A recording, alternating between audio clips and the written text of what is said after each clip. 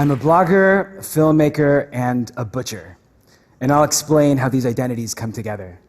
It started 4 years ago when a friend and I opened our first Ramadan fast at one of the busiest mosques in New York City. Crowds of men with beards and skull caps were swarming the streets. It was an FBI agent's wet dream. But being a part of this community, we knew how welcoming this space was. For years, I'd seen photos of this space being documented as a lifeless and cold monolith, much like the stereotypical image painted of the American Muslim experience. Frustrated by this myopic view, my friend and I had this crazy idea. Let's break our fast at a different mosque in a different state each night of Ramadan and share those stories on a blog. We called it 30 Mosques in 30 Days. And we drove to all the 50 states and shared stories from over 100 vastly different Muslim communities, ranging from the Cambodian refugees in the LA projects to the black Sufis living in the woods of South Carolina. What emerged was a beautiful and complicated portrait of America. The media coverage forced local journalists to revisit their Muslim communities. But what was really exciting was seeing people from around the world being inspired to take their own 30 Mosque journey. There were even these 2 NFL athletes that took a sabbatical from the league to do so. And as 30 Mosques was blossoming around the world, I was actually stuck in Pakistan working on a film. My co-director Umar and I were at a breaking point with many of our friends on how to position the film. The movie is called These Birds Walk, and it is about wayward street kids who are struggling to find some semblance of family. We focus on the complexities of youth and family discord, but our friends kept on nudging us to comment on drones and target killings to make the film more relevant, essentially reducing these people who've entrusted us with their stories into socio-political symbols.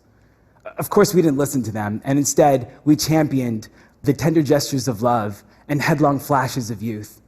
The agenda behind our cinematic immersion was only empathy, an emotion that's largely deficient from films that come from our region of the world. And as These Birds Walk played at film festivals and theaters internationally, I finally had my feet planted at home in New York. And with all the extra time and still no real money, my wife tasked me to cook more for us. And whenever I go to the local butcher to purchase some halal meat, something felt off. For those that don't know, halal is a term used for meat that is raised and slaughtered humanely following very strict Islamic guidelines. Unfortunately, the majority of halal meat in America doesn't rise to the standard that my faith calls for.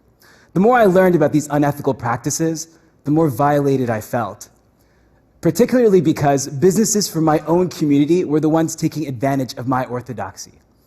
So with emotions running high and absolutely no experience in butchery, some friends and I opened a meat store in the heart of the East Village fashion district.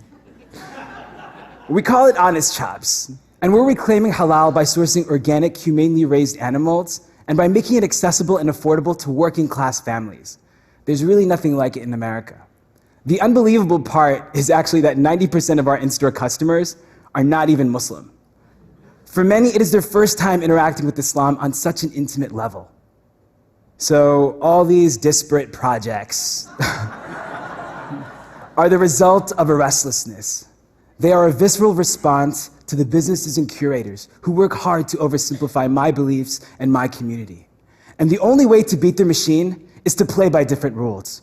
We must fight with an inventive approach, with the trust, with the access, with the love that only we can bring. We must unapologetically reclaim our beliefs in every moving image, in every cut of meat.